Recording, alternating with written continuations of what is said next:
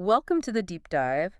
Today we're really digging into two simple words, trust and confidence, That's right. and why getting them mixed up seems to be, well, a major reason leaders sometimes fail when managing really big risks.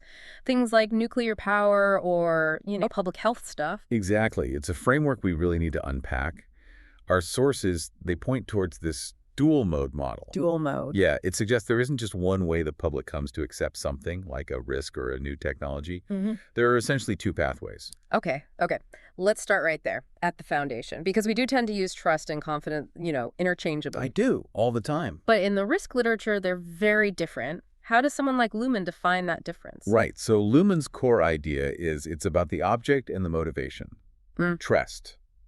That's relational. Relational. Yeah. It's your willingness to make yourself vulnerable, basically. Vulnerable to someone else, a person, an organization, based on judging that you have, like similar intentions or values. Oh, okay. So it's about shared values. It's emotional. Fundamentally effective, yes. Yeah. Tied to emotions, social connections. Yeah. You trust your friends, maybe Yeah. your local government, based on that feeling of alignment. I see. Okay. So if trust is about shared values, what's confidence then? Confidence is, well, much more calculative, rational. Calculative. It's the belief, and this is based on actual experience or evidence, Right. that things will happen as expected. You have confidence in, say, your car's brakes because of testing data, or a system because it's always worked before. It's about familiarity, competence, performance. That distinction, values versus competence, that feels really critical. It is. Now, there's also this expanded idea, the tri-mode model. What role does familiarity play there? Does it influence both? It does. Yeah. That's where familiarity slots in. You can't really avoid it, right? It feeds into both that relational trust and the calculative confidence. Okay. But here's the really interesting part. The tri-mode model suggests that the trust part, the relational values-based part, often ends up being dominant. It can actually outweigh the calculative confidence based on competence. Dominant. So, people might overlook technical problems if they really trust your intentions. Exactly. If they believe your heart's in the right place, so to speak, they might forgive some slip-ups in performance. Okay, let's make this concrete. The sources use an example, right? A community deciding whether to accept a cell phone tower. Yes. Cooperating, basically. So how do those two pathways work there? Well, cooperation or acceptance can emerge from two different places. Pathway 1, high social trust. Okay. This comes from perceived value similarity. Do you feel like this fund company actually cares about the community, about your kids, property values, that sort of thing? And it's pathway 2. Pathway 2, high confidence. And this is driven by perceived past performance. Do you believe the company knows what it's doing technically? Have they had screw-ups before? Leaks, failures? Right. Competence versus values again. Exactly. This leads to something really fascinating they found about what happens when things do go wrong. Trust perseverance. Ah, yes. Trust perseverance. It's this idea that, well, the research suggests when trust is high, that effective component, any negative performance, gets judged less harshly. Less harshly. Yeah. It seems morality, or maybe social desirability information, it just dominates the performance information. So basically, if the public trusts you, they cut you some slack. That's the implication. Supporters of a technology, if their trust is high, might see a minor breakdown. Not a catastrophe, but a glitch. They might actually interpret it positively, like, oh, they're learning from this, and they keep supporting it. The social trust actually colors how they judge the competence. But wait, does that perseverance really hold up when something big happens, something truly bad?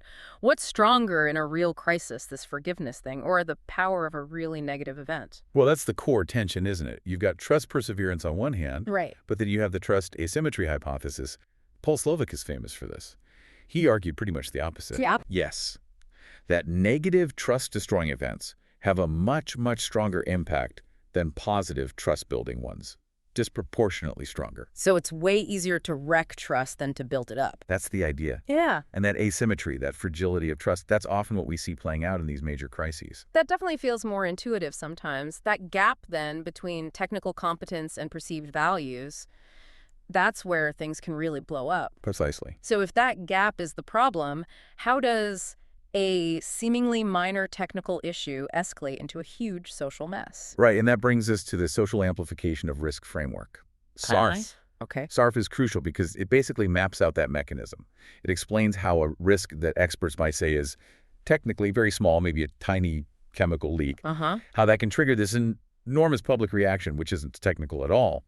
And that reaction leads to these massive secondary consequences, ripple effects, basically, social, economic. Okay. And we see this amplification dynamic in the sources, particularly with the U.S. nuclear regulator, the NRC, and these tritium leaks into groundwater. Yes, a classic example. There was just this profound misalignment of viewpoints between the regulators, the companies, and the public stakeholders. Misalignment how? What were the different perspectives? They were almost talking past each other. From the official side, the regulator, the focus was very much on the technical fix, like design integrity, quantifying the risk, measuring the radiological dose, making sure it's below legal limits, planning for decommissioning. It's all about technical compliance. Okay, the technical stuff. Yeah. But the stakeholders, the public. They were coming from a completely different place, more about, say, fair treatment, environmental safety. So their focus was on Things like maintenance failures. Why did it leak in the first place? Protecting public health, protecting natural resources, especially groundwater. They wanted strong enforcement and immediate cleanup. It's that difference between focusing on technological justice as the engineering versus social justice, fairness, health, environment. and that misalignment. It just kills trust. Absolutely.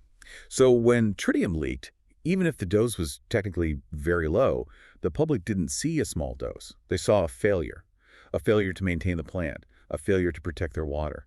And the NRC saying the dose is low didn't help. It did nothing for the social anxiety. It felt dismissive. Right. And the public reaction wasn't just, oh, we lack confidence now. It was stronger. Much stronger.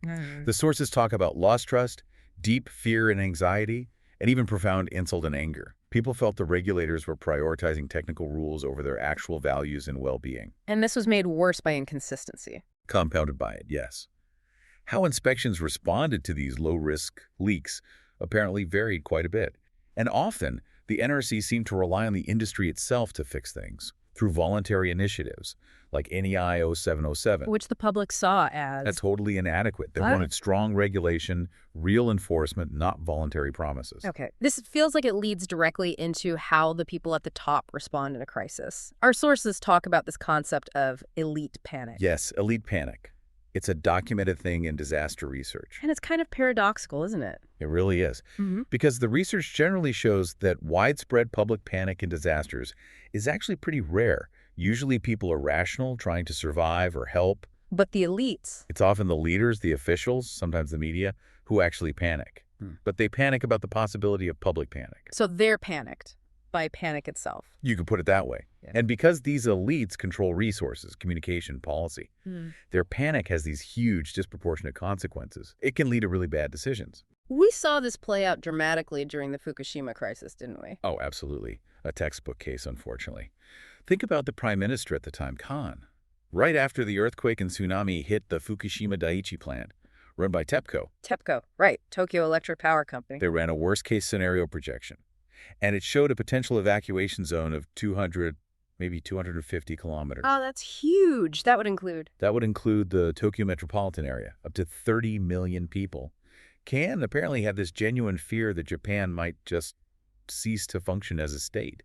That's a paralyzing thought for a leader. And that fear clearly influenced decisions. Break the evacuation orders. Exactly.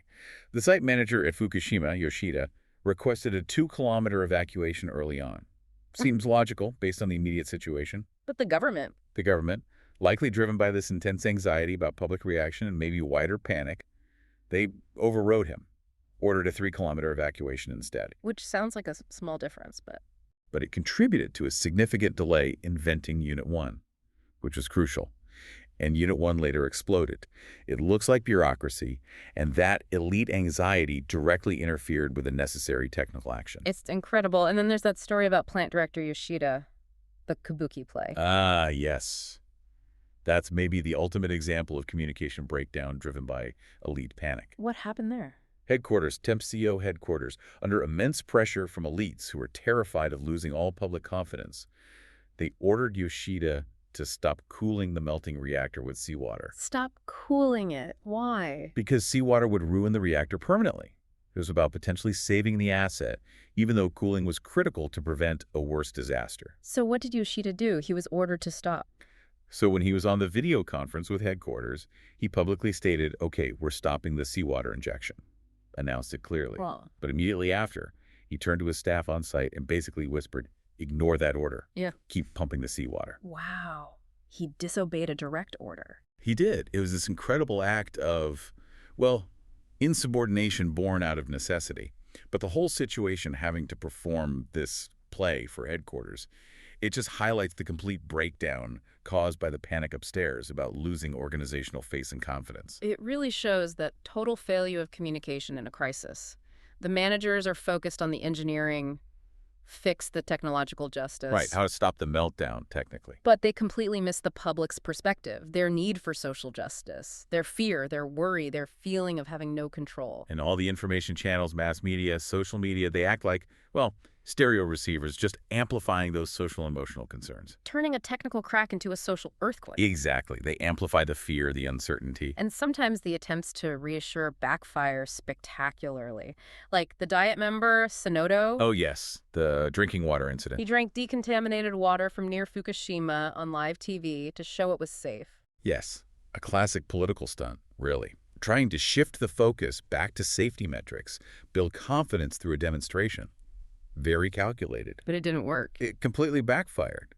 Because while he was drinking it, his hands were visibly shaking. Oh, no. And that image, the shaky hands, the visible sign of maybe fear or at least lack of personal ease, it completely overwhelmed the message about the water's technical safety. The nonverbal cue spoke louder than the data. Absolutely. It tapped right back into that affective component, the fear, the lack of trust, rather than bolstering calculative confidence. It perfectly encapsulates the whole problem.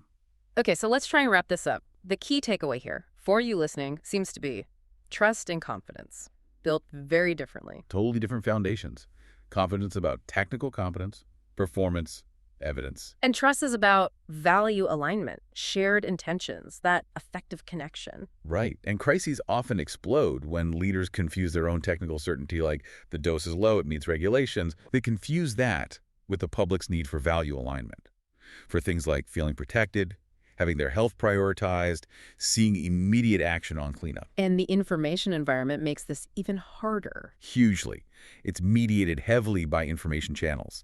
Yeah. You had some amazing high-quality information during Fukushima, like the New York Times graphics explaining radiation. Really detailed. But on the other hand, But TV, social media, often it was hyperbole, simplistic stuff, sometimes just inaccurate reporting. just a flood of noise. Exactly. It overwhelmed people, made it incredibly hard to figure out who to believe, which expert sources were reliable, especially in the heat of the moment. So when you encounter these complex, high-stakes issues, it's not enough to just look at the technical facts of the hazard. No, you really have to ask, whose values are driving the message I'm hearing? And maybe just as importantly, who's actually panicking here? Is it the public? Or is it the elites reacting to the fear of the public? Because as we've seen, when the elites panic... The ripple effects can be enormous and sometimes really counterproductive. Okay, speaking of ripple effects, maybe a final thought for you to chew on before our next deep dive. Sure. After the 3 Mile Island accident, the public outcry led to a global increase in safety checks at nuclear plants. Lots more shutdowns and restarts. Right, that did it. But technically, those phases, startup and shutdown, are actually among the riskiest times for operating a nuclear plant.